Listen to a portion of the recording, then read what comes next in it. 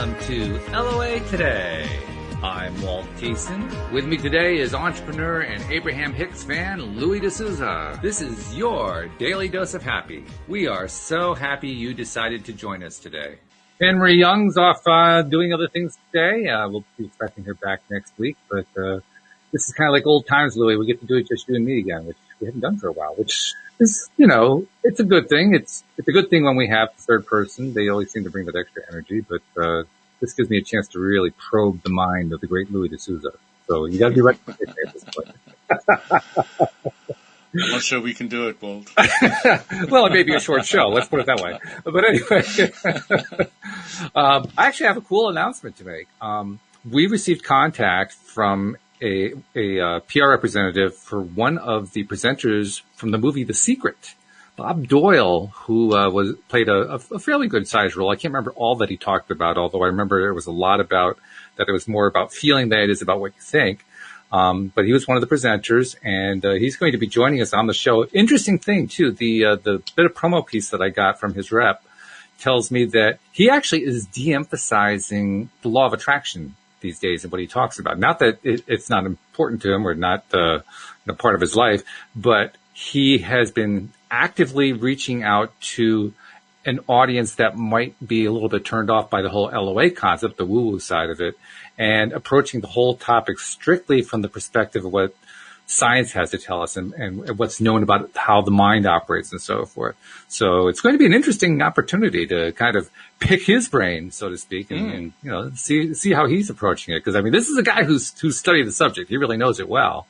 And so how is he turning it around to make it more palatable to those who are a little bit woo-wooed out by the LOA thing? It's going to be interesting to see. I haven't come across many people who have been woo-wooed out by it. I really haven't. It's either they don't know about it or they're really for it. Well, that shows what kind of attractor you are. Very rarely. I mean, you only attract the ones that you want to attract in your life. Yeah. So it shows how good you are at it, is what I'm saying. Have you come across many that are wooed out about it? It depends on what my vibration is. And I mean that quite sincerely. There are times, obviously doing the show, I'm doing a lot of the woo-woo side because it's fun. Let's be perfectly honest. It's a fun topic. But there are also times when I'm in conversation with people who, they're kind of curious about it perhaps, but you can tell the curiosity doesn't go much farther than polite social conversation. So I try to find other ways to bring in the topic without, woo-wooing them to death. And it's a challenge. It's fun. It's an interesting challenge to see, can I bring up topics? Can I bring up concepts in a way that is receptive? Now, obviously, if I'm talking to somebody who's Christian, I can bring up sowing and reaping. That's basically the same thing, so they can easily tap into that. But for someone who's a little bit more secular, a little bit, non-religious and so forth, that's where the challenge gets interesting.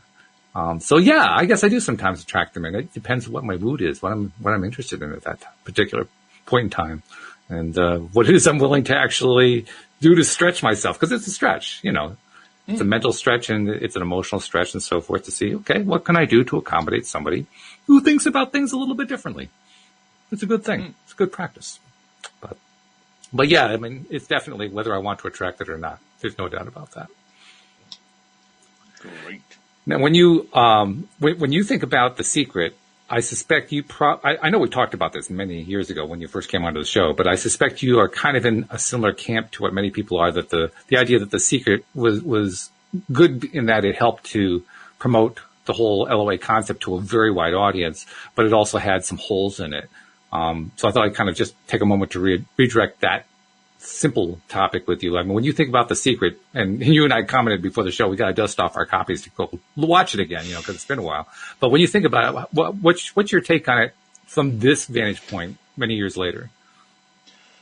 I think I've kind of got the same thought patterns as my mentor. She said to me, the secret's half a truth, and half a truth is more dangerous than the whole truth, than no truth or something.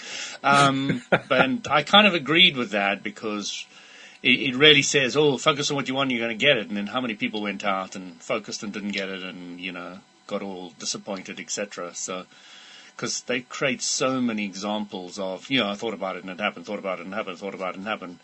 And, a lot of people are in such a low on the vibrational emotional scale that, you know, they're trying to get what they want when they should be going to revenge or rage or, you know, some of the other emotional states before they even get to kind of focusing on what they want, because it's a step-by-step process of raising your vibration so that you can get into that place of the vibrational stance of what you want so that you can manifest it, and not hoping it'll come but knowing that it won't in your mind, and having those trains going both ways, you know. Yeah. That's true. I mean, the interesting thing, I have replayed The Secret a number of times in the past. I haven't done it recently, but I did replay it a number of times with the object in mind of asking myself, okay, I know that criticism that you just raised, that it makes it sound so much more simple than it often is. Is that a valid criticism? And as I replayed it, I realized, I think it's because of what you said. They just present example after example that actually plays out well. And so it does kind of create a false image in your mind. But when you actually listen to what they said, what they actually said didn't match that at all. There was a lot of conversation and discussion about how, you know, when you're feeling down, when you're feeling out of it and so forth, you're not getting what you want out of life and so forth. So they did touch on the other side. I think that the problem, if you want to call it that, is that they just didn't touch on it as much as some people would have liked. I think that, you know, Abraham Hicks gives you such a rounded take on so many different problems and solve them with the same solution that you really get a sense of how anybody can do it in any situation in their life, and it really feels real. But then you've got like 7 million hours of audio to listen to. Exactly. So, you know, so you can do that. If you're condensing it into an hour, you know, I probably would create something like The Secret, you know. Right, so, exactly. But then again, there's follow-ups from The Secret as far as I understand. I haven't looked at them, but and they do go into a little more depth and clarity. So, you know, fair dues. Mm-hmm. Yep. I think also any time that something is a groundbreaker, and I think we can honestly say both the movie and the book, The Secret, were groundbreakers. They basically opened up a brand new path to the population that had never been opened before. Anytime you have a groundbreaker like that. I wouldn't define them as groundbreakers from the point of view of the information. They got the information. Not from the information, no. But so groundbreakers from the point of view of the amount of people they reached. Or who the people were. That's the way I look at it. People who had not normally received that kind of information before. Because you're right, there are plenty of teachers in the past who would cover that kind of thing. Yeah. But if you were to kind of take a survey of the people who had really resonated with The Secret, who hadn't really heard about this stuff before, they probably heard of Napoleon Hill. They probably heard of, Tony Robbins. They probably heard of some other people. But they just, it was like one of those things they kind of dismissed. And then they saw The Secret and like, wow. And on top of that, I got a very strong impression that people who were seeing The Secret, and I was one of them, were people who needed to see it at that point in time. In other words, before that, they weren't ready for it. They weren't ready to hear the concepts because, for whatever reason, either they were their life wasn't having the kind of challenge that they were having at that point in time. Previous life hadn't been so bad, or perhaps they had been so immersed in victimhood that they couldn't even possibly receive a message like The Secret had to pass along. So I think what it really comes down to is there are 30, 40, 50 million people who could all of a sudden be ready to respond to receive that message. The timing, I think, was perfect in that sense. And a lot of it had to do with when it came out. To me, I'd been into that for quite a while, so it wasn't as perfect from that point of view. It was just interesting to me that this was now reaching a mass audience. That was the interesting part. Exactly. Yeah. But it was more than reaching a mass audience. It was being received by a mass audience. The mass audience could have just, thrown it away. And let's be perfectly honest, a large chunk of that mass audience came from Oprah Winfrey. Because Rhonda Byrne and the other members some of the other members of the cast of The Secret appeared on her show, first on radio and then later on her TV show. And she has such a huge audience that just turned a whole bunch of people onto it who never would have paid attention, but they paid attention because Oprah did. That's the kind of influence Oprah really has, which shows the power of influencers, by the way. But, there were a lot of reasons, obviously, why the whole thing worked. I just think the timing for it was perfect at that particular time.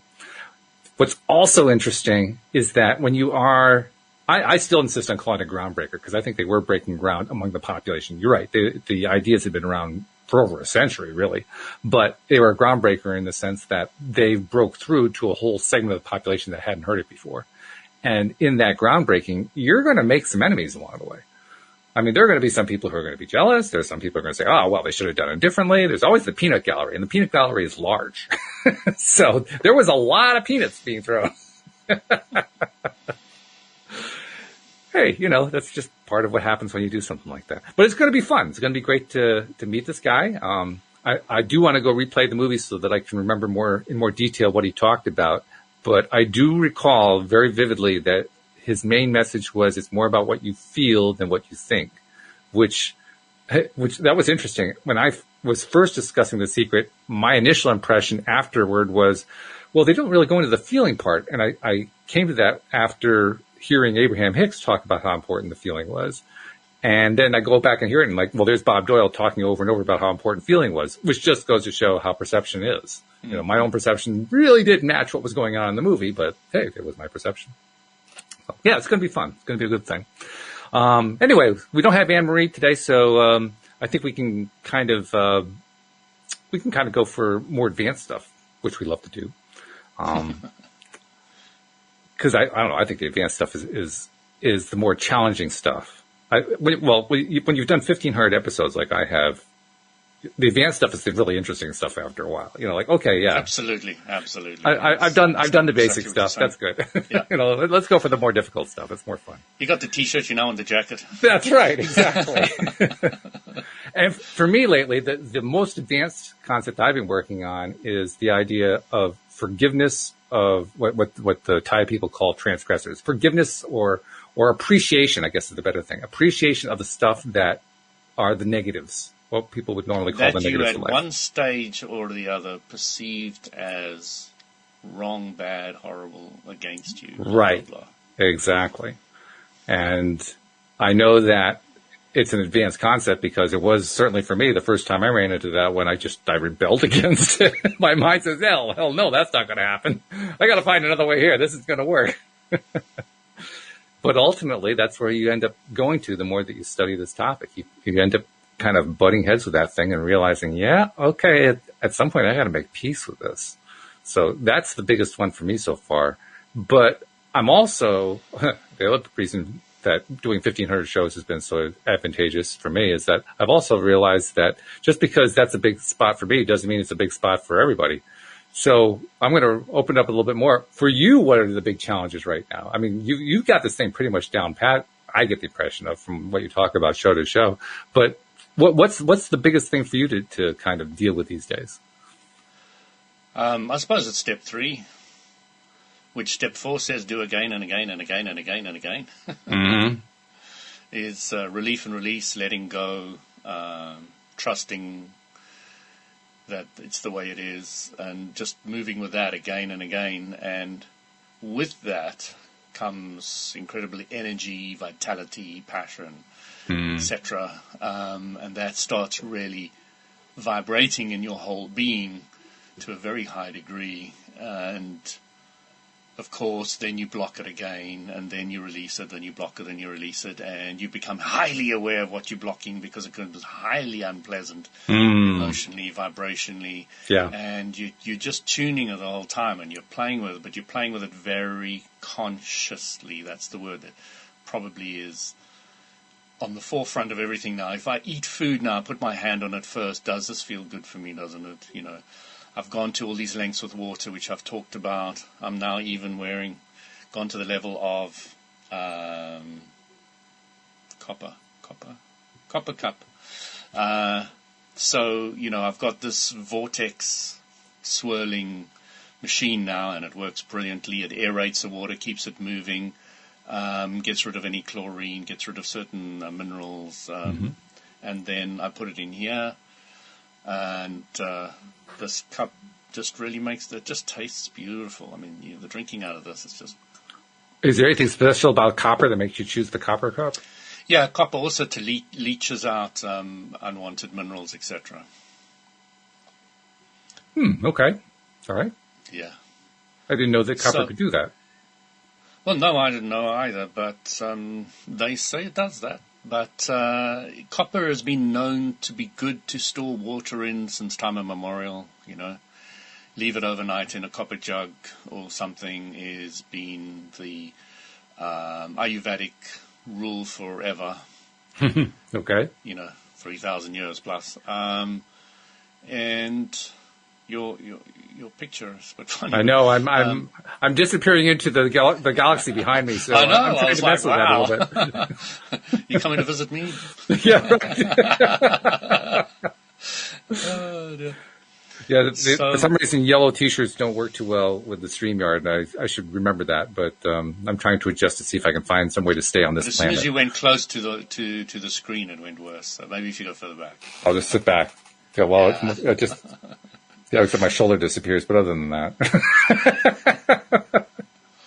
Because what I found, Walt, is that fuzziness over that shoulder that's showing it. You need more light on the back screen. So I've had to put extra light there to get rid of that.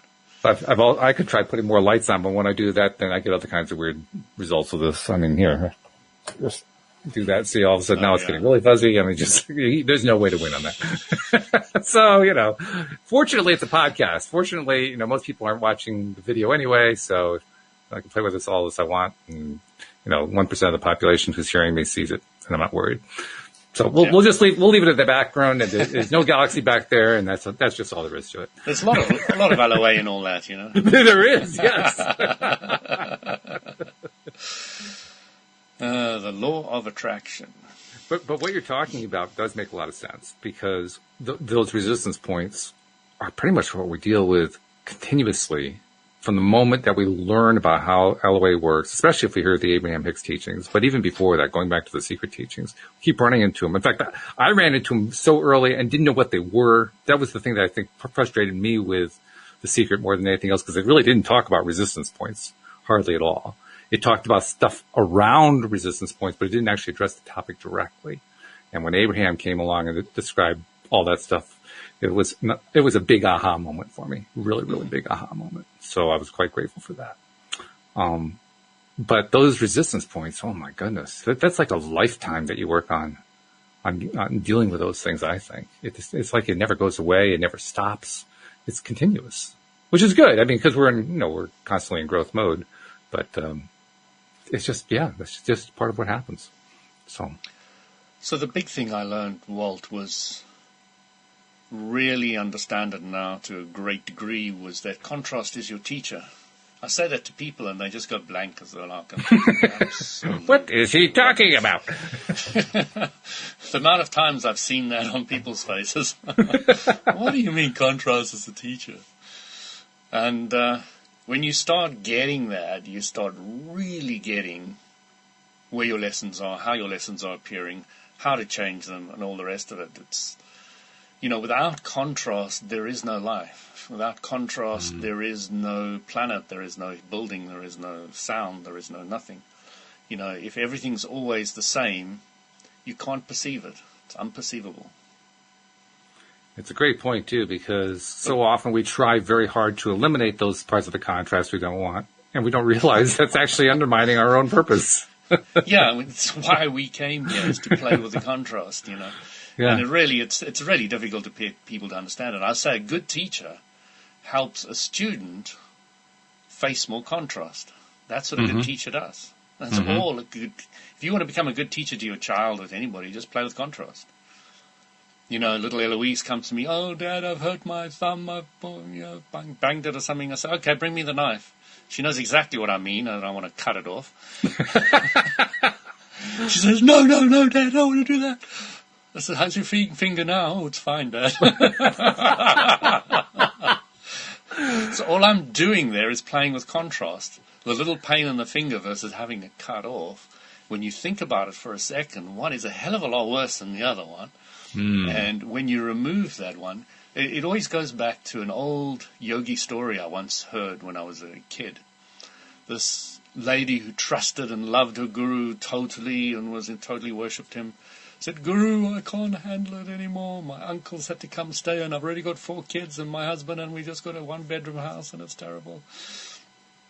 And it went on and on and on. So the Guru says, "All you need to do is to trust me and to do what I say."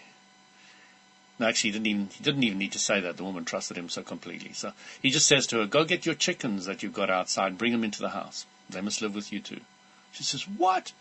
He says, go do that. So she goes, and she brings the chickens in the house, and it's absolute mayhem in that house. And then she goes back to the guru and says, Guru, it's just got worse. It's terrible. He says, now bring the pigs into the house as well.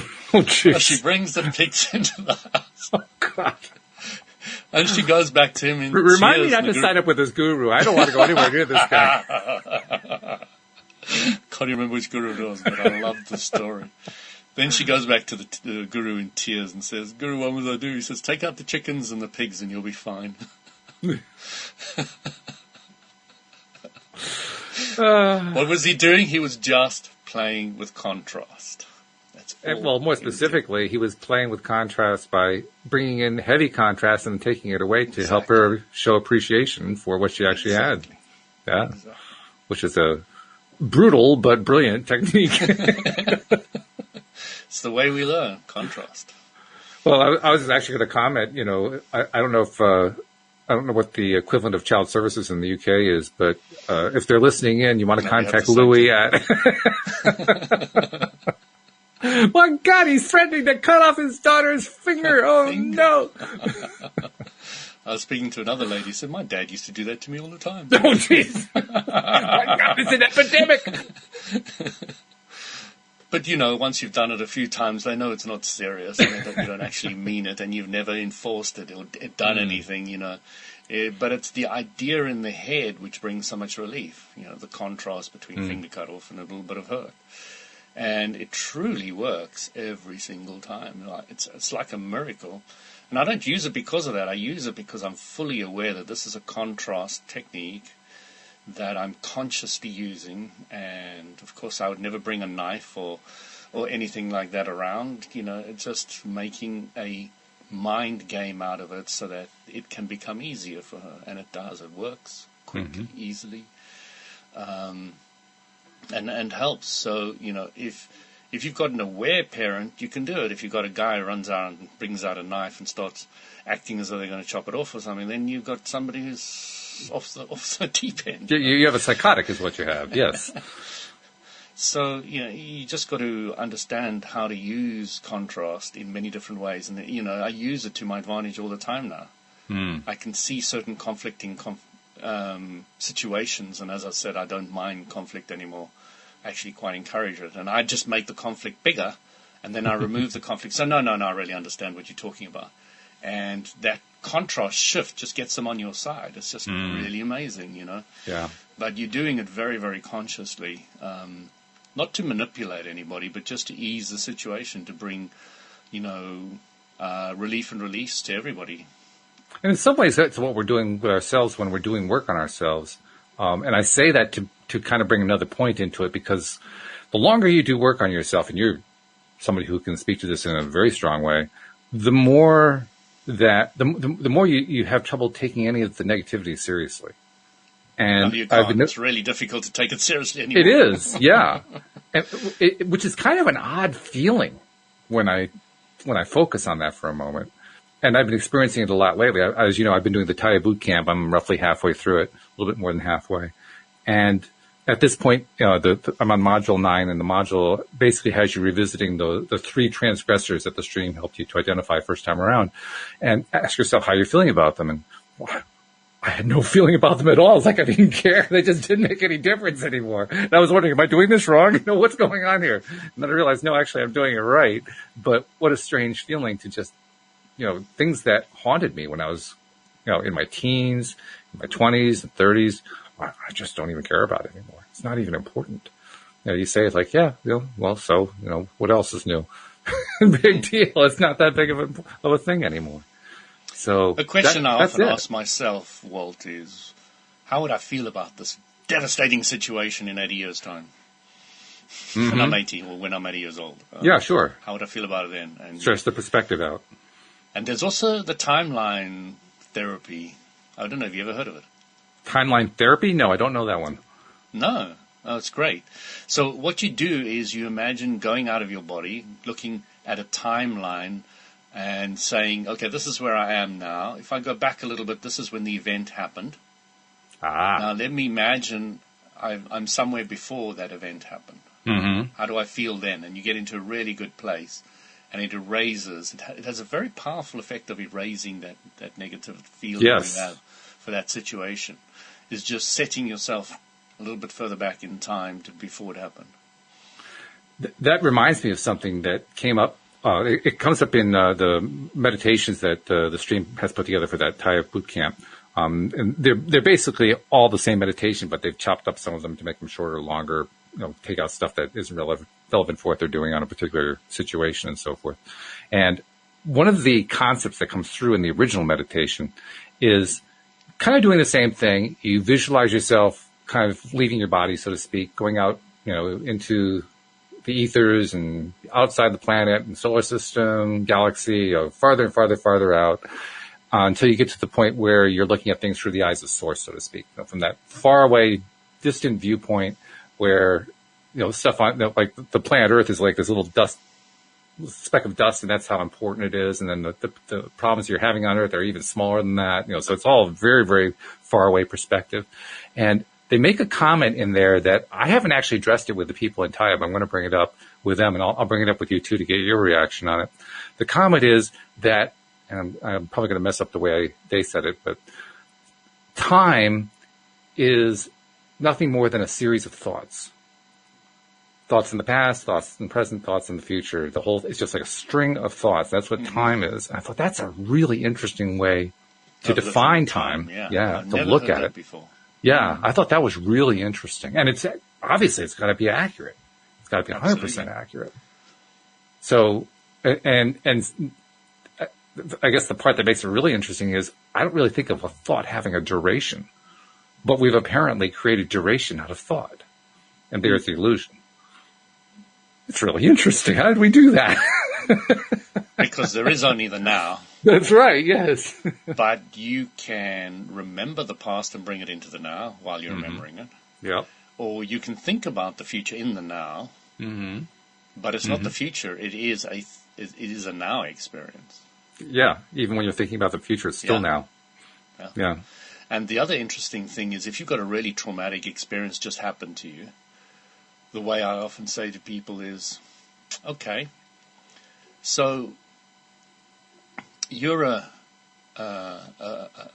big person in a big house, in a bigger village, town, city, in a bigger country, in the bigger world, in this galaxy, and in this universe. You're the tiniest speck ever. You are absolutely nothing. But you've got such a big problem. Yeah, exactly. Exactly. When you start putting things in perspective of size-wise, even if you just look at it from that perspective, you think you're so big and you're just nothing. You're so tiny. You're minuscule. And, of course, there's two ways that people often look at that from a spiritual perspective. And, of course, this is contrast is, yes, you are the biggest thing in your universe. Mm-hmm. That is a truth. It is. But you're also a speck in the big universe of everything. Right. So you've got that contrast going on. And it's quite a fun one to play with because you start realizing that you create your reality in your world. Yes. And yet you are together with a world that all agree that gravity is going to hold you down when you walk out the door tomorrow morning. Thank goodness, by the way. That is exactly. So there's a collective agreement there that's going on that is keeping that going. Yes. There's a collective belief, and there's a lot of those collective beliefs that are going on. There's a collective belief that headache tablets remove the pain. It's a great, great, great thing. I'm glad they got it. Well, there are some basic collective beliefs, like there is an Earth and it's physical, and there is a solar system and it's physical. Exactly. Those are all beliefs. Because what happens when you start getting more spiritual, or you take drugs, like one of these friends who I play with is often talking about, your world gets blown apart so that you start seeing the fact that it's not really real. Mm. And, through meditation, you can experience that, through drugs, sure. and through anything that alters perception. Right. You can start realizing that there is a bigger picture out there. So everything is vibration, is kind of the simplicity of what all the stuff gives you. Mm-hmm. And then you start realizing that you can have a level of control over that vibration by being clearer and clearer and clearer about what you want and not focusing on what you don't want. And that is where the magic happens. More control. That's where magic happens. That's where secret comes in and all. And those it's things. Wild. Let's be honest. Yeah. It is a wild phenomenon. Just to, first of all, to become aware of it. Second of all, to play with it and experience that it actually works. And then third, this is where, to me, it's the biggest part, to contemplate it, to contemplate exactly what it implies. What it implies about everything in everything. Everything and everything. How's that for a real, down-to-earth statement? Yeah. Everything and everything. That's a bit woo-woo. I'm sorry, Walt. Yeah, it is. I mean, but it's true. That's the thing. It's true. It is. I mean, I actually blow my mind sometimes. I don't need a drug for this. I blow my mind just trying to imagine all the different ways that I can imagine that the law of attraction works. And literally my favorite way to envision it now, Abraham talks about vortexes, right? I imagine like pools of energy that just kind of form and stop forming at various places in my life and the lives of others and so forth, all being directed by 7 billion thoughts of just the humans. And that's just the human input, not counting the fact that the rest of the universe also is source energy and also has its own thought patterns going on. And of course, at some point my mind boggles because I can't handle that large of a number, but it's just incredible to just try to imagine all of these little vortexes of energy being created and manipulated through our thoughts, and all these thoughts are going on everywhere, and everything is involved in it. It literally staggers my imagination every time I try to think about it. It just staggers my imagination, but it also makes it a whole lot more sensible. It being the universe and how life works and so forth, the whole thing starts to make so much more sense. Well, God, you got all those different influences going on with all these different perspectives applying themselves to it. No wonder it's so confusing. No wonder it's so hard to figure out. Well, yeah, of course. You got, an infinite number of perspectives all doing their thing. It's going to be confusing. That's just all that's all there is to it. It's going to be that simple. It's going to be that simple. It's going to be that's simply confusing. It's simply confusing. Yeah. No, there's contrast. That's teaching. There is contrast. That's right. That's big contrast. So that's the part that blows my mind more than anything else. And I spent a lot of time just trying to make sense out of it. And the simplicity is get into a happy place. Get into a happy place. Get into a happy place. Which in itself is mind-blowing. That simplicity handles that complexity. Whew. Whoa. And when you're in a happy place, think about what you want. When you're in a happy place, think about what you want. When you're in a happy place. The one thing I still haven't totally figured out, I mean, I figured it out intellectually, but I haven't totally figured it out within me. And I think this is where the whole concept of blocks and resistances that we were talking about earlier come into it. I haven't figured out why I have such a propensity for focusing on the stuff that I don't like. Not entirely. I mean, yes, intellectually, sure, I get it. But in terms of the experience of it, well, in this lifetime.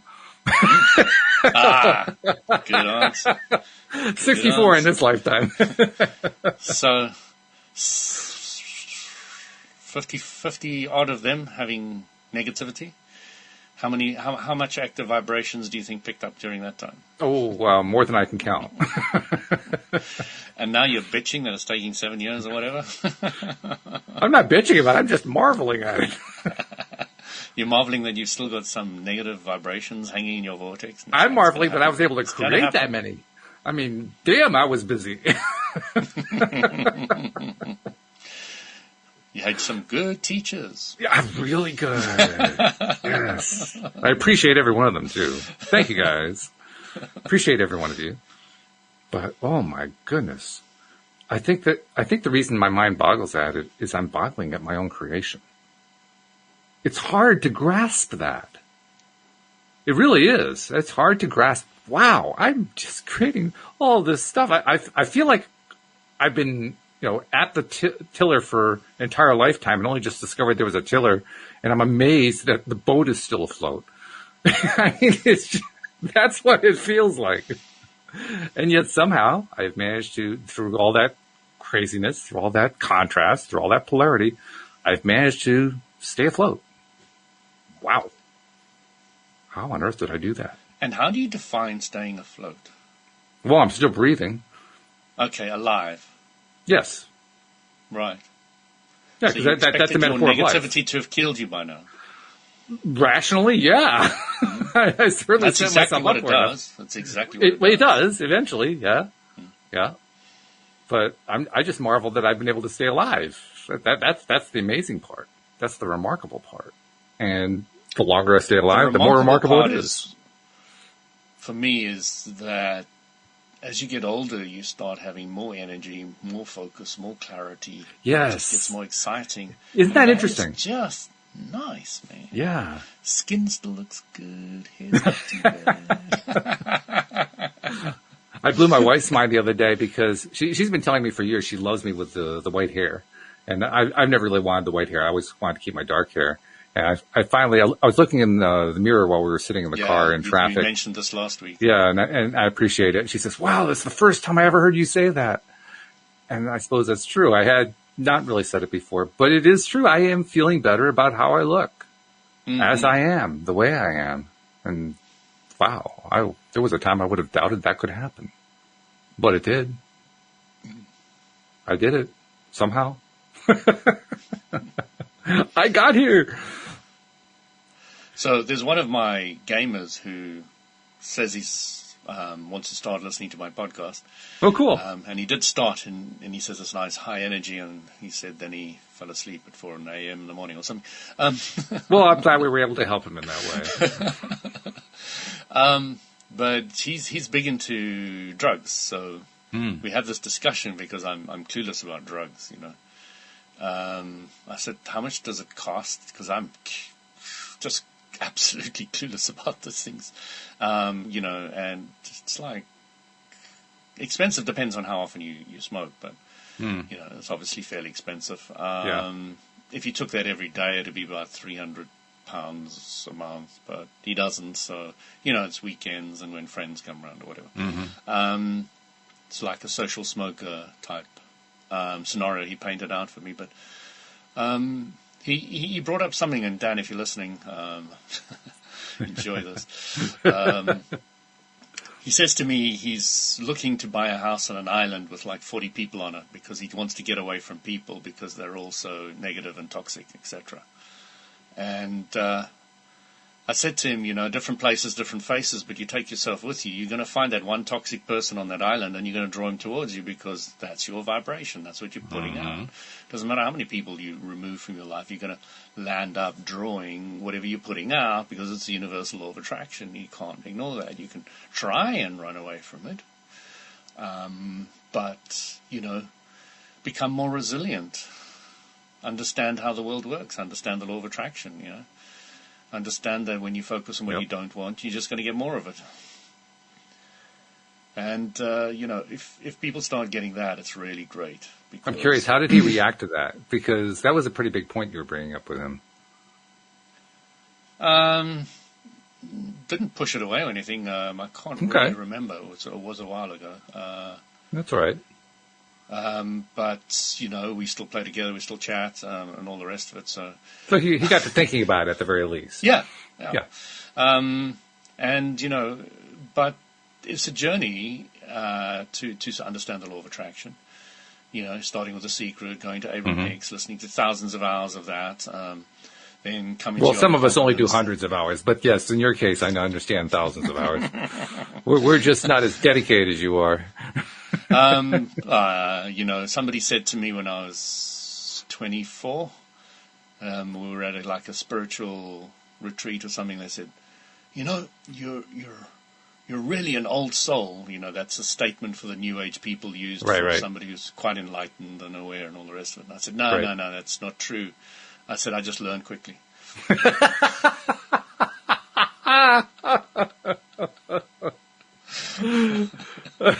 I could just imagine his reaction. Huh? Yeah, I don't think he's that enlightened anymore. No, not really. I do enjoy giving people the idea that I'm also not enlightened as much as I'm enlightened. I do enjoy getting them not to worship me, not to praise me, not to want to follow me. I do enjoy that aspect because I really don't want them to. No. I'm not going to carry anybody. I'm putting them on my shoulders and carrying them. It's not me. You can go to I have enough trouble carrying myself. You expect me to carry somebody else? Are you kidding me?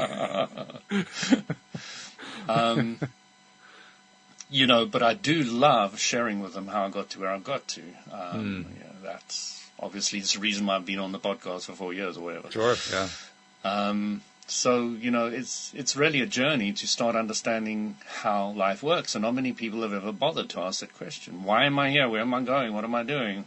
How does everything work? How do I get the best out of this life, That's surprising for me. That from a monetary point of view or work point of view. But that's just my point. I mean, is it really true that people never think about that stuff? I thought about that stuff a lot when I was growing up. Doesn't mean that I was necessarily as focused as you were on it. You were insisting on getting answers. Have you talked to the youth recently? Which ones? Any of them. Any of them? Where are you going? What you doing? Why are you here? Yeah, the answers. Well, but that's my point. I mean, are you really sure that people are asking themselves that question? They're not. Yeah. That's what I'm saying. I'm saying they're not asking that question. Oh, I see. They're not getting the answers, yeah. Well, yeah, it's hard to get the answers if you don't ask the questions. Yeah. Not impossible, but it's hard. Yeah. So, yeah, it's just a journey, and you can have a lot of fun with it, starting with a pencil, manifesting that. That's what I did initially. That was your first thing? Because I said to myself, what do I have no emotional attachment to getting? Ah, smart man. And then I said, well, if somebody gives me a pencil, I don't care a shit about that. So let me visualize a pencil, and I started getting pencils from all over the place. Then I started moving on to things, other things, bigger things, cups, coffees, given meals, etc. And then I moved on to the Jaguar, which took 3 or 4 years. I just started wanting to see a Jaguar because there's none in our area. And I just started seeing 1 and 2 and 3. After a week it was 4 or 5, and then after 2 weeks it was more and more, and then eventually, I just seen tons of them. And then I swear I increased the sales in my area. I swear I increased the sales in my area. And somewhere there's a Jaguar salesman saying, it's not only the old ones. Suddenly it's not only the old Jaguars, it's all the new ones. The new ones, yeah. And then not only that, there's that one color I like, that red Jaguar. And then, of course, I decided, hey, why don't I just visualize getting that Jaguar? And, of course, that manifested as well. So, it's just a journey. If people treat it as a journey and enjoy the journey, they'll love LOA. That is the key point right there, I think, the most important point, enjoying the journey. And we hear that a lot, but I'm not sure most people really grasp what it means, because enjoying the journey means enjoying the parts that you don't like so much. Enjoying the whole thing, not just looking for the part that you were really hoping was going to come true, but enjoying the whole thing and appreciating the whole passage. That's where the challenge is. That's why we run into resistance points, because, oh, God, I don't want to have to deal with Aunt Mary again. My God, every time I talk to her, she's always picking against me on this or that or the other thing. I don't have to put it. It's that kind of stuff. And that's the mild version. So this gaming individual also said to me, am I toxic? Ooh. And I said to me, no, not at all. Absolutely not. Immediately, instantly. And, but I wouldn't even see somebody as toxic. I'd see them as passionate about fighting or dying or having whatever problems I had in the game. I wouldn't really look at that as an attack towards me. And if it did bother me verbally, I'd just mute them, because there's a button in the game. You just mute anybody. It's easy. So, and I said to him, why would I ever worry about anybody who may be toxic? I'm not going to give them power to have any effect over my emotional state. I'm not going to do that. And it's really a tough concept to get across to people, The one thing I try to do with somebody who is honest enough, self-honest enough to raise a question like that, and that is a a point of self-honesty, is to ask them why they think they're toxic. Well, he told me there was the other guy that was in our group with us that called him toxic. Okay. So it was somebody who had recently, just before I joined, had called him toxic. So my next question to him is, do you think it's true? I mean, I said to him instantly that it wasn't. Oh, I know, not you. Talking to him. Talking to your friend, Dan. Well, he was obviously worried about it. Nobody asked that question unless they're concerned about how people are perceiving it. I know that. I know that. But my purpose in asking the question is to kind of ferret out, how is he feeling about it? Because yes, he's obviously worried about it. He's worried that he might be toxic. That's what I perceive. But a person who's worried about it is really somebody who hasn't asked himself to answer the question. That's somebody who's just kind of keeping it at bay and, it's there and I don't really dare to deal with it and all that kind of stuff. Whereas they're worried about the idea of other people perceiving exactly. it in a negative way. But if they just ask themselves the question and answer it, then all of a sudden, now it's a different thing. Then the psychological drama goes away, yes. Yeah. It's an entirely different thing. And then you're seeing things as they are. So you're That's talking absolutely my language, yes. Yeah. Yes. And that's fun when you do that. So there's one thing I wanted to bring up again. Step 1, 2, and 3 of Abraham Hicks. Step 1 is... Oh, this is a quiz? Yeah, well, I'm testing you now. I always get confused about how Abraham structures them, so let me see if I can remember the Abraham method. I think the Abraham method, step 1, is identifying what it is that you don't want, if I remember correctly. Not completely. Not completely? You'll have to refresh me. How exactly is it structured? So I really want people to understand this who are listening to this podcast, because it's important to get what Abram is saying. Step 1 is when you know what you don't want, you have a better idea of what you do want. Yes. The combination of those two is step 1. Okay, that's fair. Okay. So you kind of think when you know what you don't want, you know what you want, is step 2, and that's not true. When you know what you don't want, you have a better idea of what you do want. And when you focus on what you do want, that goes into your vortex. Actually, if you just focus on what you don't want, that also goes into your vortex, but we won't go there. Abram doesn't go there. Abram talks about, you've focused on what you do want, now you've got what you do want in your vortex. And step 3 is when you... step 2, so to get clarity on step 2, step 2 is the manifestation of what you do want, or don't want, but mostly what you do want in the vortex. Step 1, know what you don't want, know what you do want. Step 2, manifest instantly in your vortex. Instantly in your vortex. Right? So you've now got the swirling what you do want in your vortex. Mm-hmm. Now, for you to manifest that, all you need to do is lower the resistance. Because you've already put what you want in the vortex. So that's why Abram keeps on saying step 3 is very important, because you've got a shitload in your vortex. Mm-hmm. You've got gargantuous amounts. You've got lifetimes of stuff in your vortex. Right. Your job is to mostly relief and release. Now, somebody who takes drugs is getting a lot of step 3. Relief and release. It's a little bit chaotic, but yes. Smoking a joint gives you quite a bit of, a marijuana gives you quite a bit of relief and release, so I'm told. I don't know, never touched it. It's yes and no. I mean, it's been 40 years since I did all that stuff. It's a yes and no. Doesn't it give you a relaxed feeling in your body? You just relax. It's a relaxed feeling, but it's also a cloudy feeling. Is the best way I can describe it. Yeah. So that's what Abram was saying. The other side of drugs is you mess up step 1. Yes, that's a good way to describe it. Yes. You mess up your focus. Yes. On what you want. So you get the relief and the release, but your focus gets clouded. Mm-hmm. So I remember somebody came on stage, "Hey, Abram, I'm so cool, man. It's like the best, man." Abram was saying, "Yeah, that's cool, that's all right, that's nice." And so what do you want? "Oh, no, man, I'm just chilling here. That's just cool. Just chilling, What do you want?" And she was pointing out again and again, or they were pointing out, that the guy was losing his step 1. Because he was just chilling and... chilling. Well, he doesn't actually lose his entire step 1. Because the one thing, and this is very stereotypical, but the one thing you can say about somebody who's smoking pot is that there is a major step 1 that they hang on to, and that is the desire for food, also known as munchies.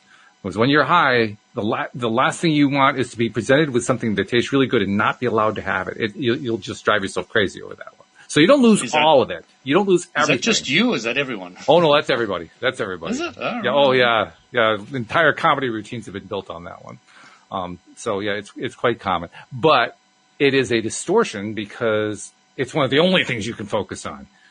In other words, you find yourself not easily being able to focus on what you're choosing to, but rather what your body is responding to.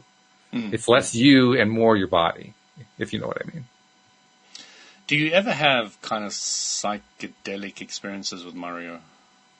Not so much with marijuana normally. Normally it's one of the psychedelic drugs, the psilocybins or LSD or something like that. Yeah. So what are some of the benefits of it besides? I have never found one. There are a lot of people who will tell you there are a lot of benefits. Our own Debbie G, who does the Friday show with me, likes to go on about the benefits, particularly of psilocybin. And there's a lot of research that's been done to show benefits of psilocybin in terms of helping people to basically break mental cycles, to help them disengage from stuff that they really want to disengage from so they can re-engage with where they want to re-engage. And the psilocybin, the best way I can think of to describe it is it's a major distractor. And it distracts you into kind of a breaking down barriers in your own mind about how the universe is, so you can see more of how it really is. And I remember when my daughter was very, very young, I used distraction a lot, and it really works. Yeah, it really works. Oh, would you like an ice cream? And then suddenly that big trauma has just vanished. Exactly. Yeah, it's that kind of a thing. Yes. Yeah. But you're doing it with a chemical instead of with a toy. A toy distracting the child. It's not quite the same thing in that sense, but yeah, I mean, it's not going to have the same effect on me. Louis, have an ice cream. Yeah, right. Only if you're on the marijuana. But yes, give me that ice cream. Oh, I need the contrast first. I've got to take Mario first. I see. So yeah, I love Ramdas's story about drugs. You know, he was really into drugs. Harvard professor, goes over to India, sits at the feet of a guru. I've told the story before, but for maybe any new listeners. And, you know, he's going on to his guru again and again. You know, his drugs are amazing, drugs are amazing, drugs are amazing. You must have some, must have some. And the guru said one day, just bring them to me. He said, what do you mean them? He said, bring everything to me. So Ramdas brings all his drugs, puts it at the feet of the master. The master takes all of it and has absolutely zero effect on him. Just carries on talking to Ramdas, you know. Right. I just love that story. It just shows you so clearly. Yeah. Personally, I think that the guru was showing off, but nevertheless, it's a valid point. You know, when somebody you want to really teach needs to learn a lesson and you can use yourself, why not? I think it's very, very valid. It's showing off certainly going to be effective. Gets the point across. Yeah, because it's producing a result that they weren't expecting. And when you do that, that's going to get attention, no matter how you look at that one. Yeah. It's just a great story. The only thing that worries me about, not worries, that's probably the wrong word, makes me wonder, because worry makes it sound like it's this really big thing, and it's not. It's more like here's a little casual inquiry. That's more of what it's like. It makes me wonder, well, okay, if the guru does that, the person gets the jolt of, wow, that's really not the result I was expecting. But do they really grasp what it is that the guru was doing? I'm not so sure they do. In Ramdas's case, he really, really clearly got it. True. But again, he was a Harvard professor who was in psychology, who said that who I am today, teaching all the spiritual stuff, who I was back then compared to who I am today, I would have, in those days, put myself in straitjacket. Yes. A valid point. A very valid point. Yeah. So, you know, there is a very different world between the more spiritual awakened individual who goes around trying to share what they've come to understand, and the common world where you've got university and psychologists and professors and very academic world and viewpoints. They are very different to each other. And there is a way of bridging the gap and sharing with anybody, and that's what I'm always looking for. I have no idea how this connects in, but I'm getting a reminder of a situation that happened today. And I'm just going to start telling the story in hopes that somehow it's going to become clear to me why it's connected. Because I don't really know why it's connected. My initial reaction is, why am I bringing this one up? But I'll tell it anyway. We're in the last third of the gardening season. And when you're in the last third, the phone isn't ringing quite as much. You still have plenty of work. I mean, the crew is like crazy busy, but we're just not piling on the work like we were earlier on in the year. So the schedule isn't getting out of control entirely, which is a good thing. But I did take a call today from somebody who we had done some gardening for about 3 years ago. And as I was talking to her, as she was talking to me actually and telling me her situation, I realized there was something familiar about her. And she mentioned that we had done work for her. So I went and looked her up in the bookkeeping. And I have a habit, whenever we have one of those few clients that I don't want to invite back, I put little notes in the bookkeeping because I know that's where I'm going to look. And in this case, sure enough, there was a note about how she had stiffed us for some amount of money and, so stay away from her. But I didn't make a note why. And I couldn't remember why. So I know, like all my red flags are up. There's something not right here. And instantly, this is why I'm telling the story. Instantly, she starts explaining to me how there had been this thing a few years ago where there'd been this discrepancy about money and we had given her this credit and so forth. And then she spent like the next 5 minutes telling me the same story over and over and over again.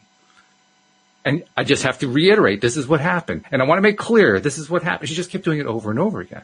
And I'm trying to think to myself, how do I get out of this conversation? I don't want to be rude to the lady, but on the other hand, I know this is not a customer we want. So I found a break in the conversation, in the break in her monologue.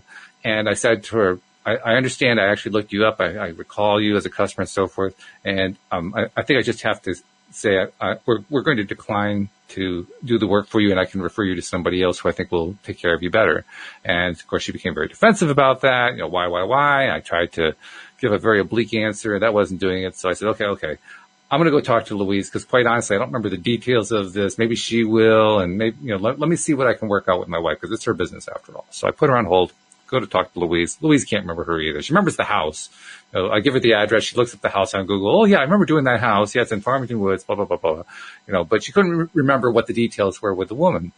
She thought it had to do with one of our employees who was actually no longer with us. And we couldn't really piece it all together. So I finally said, so what do you think? She says, well, go with your gut. And I said, okay, my gut says no. So I went back to the phone call. I said no. Spent the next 5 minutes with her repeating that same first story over and over and over again. Ad nauseum. After she'd repeated it 4 times, I said, okay, I'm going to stop you right there. Because I did actually hear you the first 4 times that you said that. And she said, okay, fine. Then, and I said, and I did give you a contact. I know she'll take care of you. She actually used to work for us. She's now doing it solo for herself. Give her a call. She'll be able to take care of you. Okay, fine. Goodbye. I thought to myself, what just happened? What just happened? I don't understand. And then I finally realized I wasn't buying into all of her nonsense. The conversation couldn't go anywhere. It wasn't working. She was trying to play me, and the play was like, yeah, okay, so what else you got? It just didn't affect me. She wasn't, in my mind, she wasn't trying to play you. She was feeling guilty, and she was just trying to get it off her chest. Okay, yeah, well, that's a fair way to put it. I think it's accurate. Yeah. And there was also the other piece. She was trying to kind of guilt me into bringing her back in and, this is not something that we should ever have to worry about, so I don't know why you're so upset about it. I wasn't upset at all. She was trying to kind of like use it as a tool to get us to come out and do some more work for her, which was kind of an odd tool now that I think about it, but that's really what she was trying to do. But you did what I would normally do, is just follow my gut. Oh, yeah. Yeah. Yeah, once you follow your gut, everything will start working out. But in following my gut, a few questions happened after the fact. The first question is, okay, I attracted her. What did I do? How did I attract her to call me in the first place? Secondly, it was almost like it was a test because she's also a very, very, financially, she's a very small customer. I looked at the books and, it was like a couple $100 worth of work. And she's on the phone. This is the funny part. She's on the phone trying to tell me, I want to build a long-term relationship with you. I want you to do my work throughout the year and so forth. And, she spent $200. Like, well, that'll last you about 4 hours. So how far is this relationship really going to go? Well, it doesn't look so good. So one of the greatest advantages you can do for yourself is to wake up every morning and see everything new and everyone new. And then you're not boxing people in, oh, you did this to me in the past, you're still that same person, you're going to do it to me again. I suppose. But I don't have any regrets in this case because I could just tell that's who she was. You followed your intuition and in your situation and where you're at, perfect. Yeah. Me, I would have taken them on, and if they gave me hassle, I'd drop them. Which is actually what Louise originally suggested. And I said, are you sure about that? I mean, this isn't a customer that's actually going to do much for us, I don't think. It's not like we're lacking work right now. But again, it's going to be so busy for the next few weeks. Why do we need to take this customer on? I don't quite get that. The point that I'm trying to make is there's no fixed rule. And the way you handle it, no. Oh, I see what you mean. Mm-hmm. But, from my perspective now, I'm trying to really look at everybody as somebody I don't know. I don't have all the past with it. I don't have all the stuff with it. All the positive ones I keep. Yes. All the good interactions, I keep those. That's my policy. Away. Everything else is just gone. Mm-hmm. You can piss me off today, and tomorrow I wouldn't even remember we had a fight. Although sometimes I sort things out in my dreams, and I wake up expecting somebody to be angry with me because what's just been going on in my dream. But never mind. Those things happen. They do indeed. Yeah, there have been times when I've awakened from a dream, and the dream has a strong sense of reality to it, and then you realize you're awake, and there's this jarring feeling, I don't know how else to describe it, of you're readjusting to the reality that we deal with in our waking life. Like, oh no, that was not part of this life. I have to kind of push that one aside, let that one go, bring this other reality back in that I remember from before I went to sleep. It's jarring. It's a jarring process to go through that. It lasts about 3 seconds, but it's a strange one. And I experience that any time that I have that strong dream experience. So anyway, sorry, I digressed. What were you saying? Yeah, no worries. I think our time's up. Oh, okay. Oh my God, we used up an hour. Yeah, it just vanished flew by. in a blink. How did we do that? I guess we attracted it. Good conversation. Very good conversation. Looking forward to having Anne Marie back next week. That's going to be a lot of fun. Looking forward to having Bob Doyle join us in 2 weeks. That's going to be a lot of fun too. But meantime, this has been very good. So thank you very much. Thank you, live streamers. I didn't pay any attention to the live stream specifically by bringing them up on the show, but Luke saw your comments, and Debbie and so forth. Thank you guys for all your comments. Really appreciate it. Thank you especially to our podcast listeners everywhere. We'll see you all next time here on LOA Today. Goodbye, everybody.